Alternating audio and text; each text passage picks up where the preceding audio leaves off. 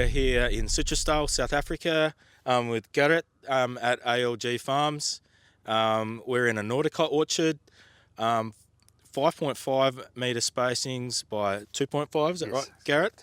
Yeah, and these trees are well managed, nice crop of fruit. And Garrett, would you like to explain to us your management system for this orchard here, patch of trees? First of all, in 2020, we decided to go from the V to the pyramid shape.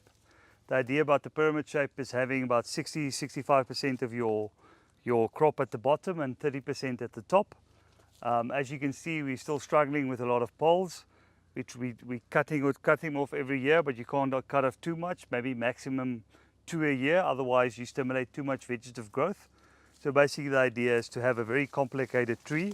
So we do big cuts come August, September, and then we follow up on smaller trims on the tree to make sure that we actually make the tree more complicated coming in. So you can have 3 graphs, that 3 turns into 9, 9 turns into 27, and you try to make the tree as complicated as possible.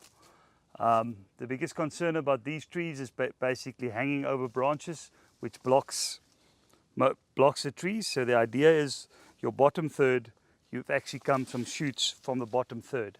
The middle third, the shoot must come from the middle third. Otherwise you get these lean over branches, which actually kills the branch beneath it. So ideally this is going to kill that branch. So we're going to make sure we're going to trim this back and to create more space for this. So the issue with this tree, it actually started lifting up in 2022.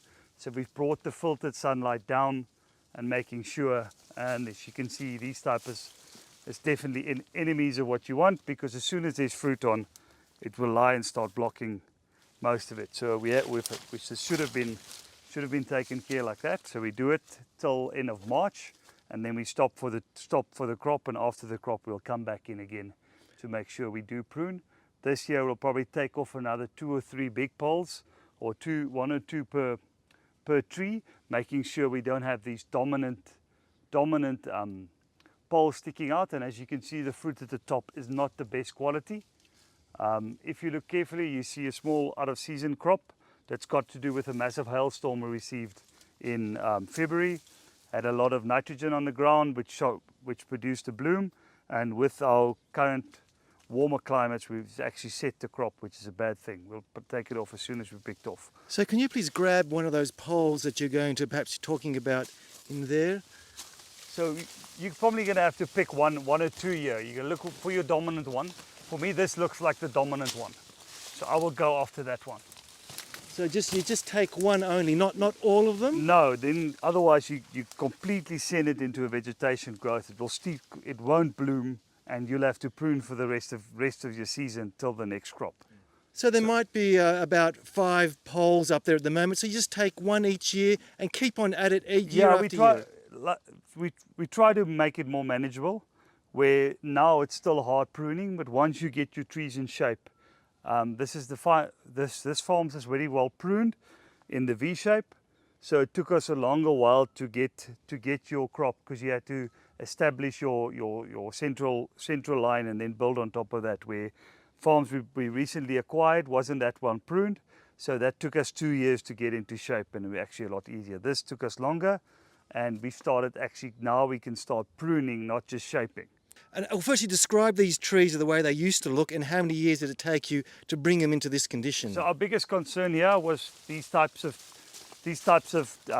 had fruit on and actually blocked the spraying path. And as you can see, those are 2 culprits in the trees, and we had a big problem with these. So we had to bring them back slowly. You can't do a massive cut, because then you cut away your whole crop, because you send the tree into vegetative growth. So the idea is to have this. You've got your filtered sunlight coming through, and you've actually got a good crop. The crop now as well is a bit lower. We had big winds, and judging, this was probably the orchard that got the worst affected out of everybody, the most amount of fruit drop. Fruit on this side, I don't know if you can, at the camera where it's out of the tree, you can see it's a lot better crop, and I'm judging it's over 60 tons a hectare for the fourth year running.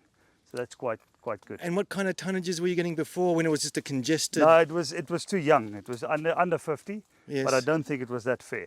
Okay, and so how many years did it take you to transition to this new Prince? How many years So did it take? 4 years was probably 4 to 5 years for well maintained on the V shape, and it took us 2 or 3 years on the other farms we acquired in 2018 that was not well maintained.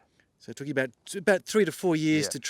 to transfer them into this kind of shape. Yeah, And you have and to a take lot of step by nitrogen.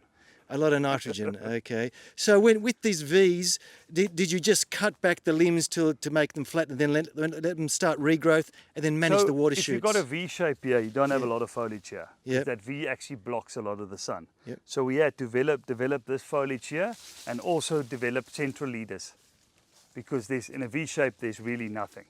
So you have to build it up again, and then you can start bringing it down.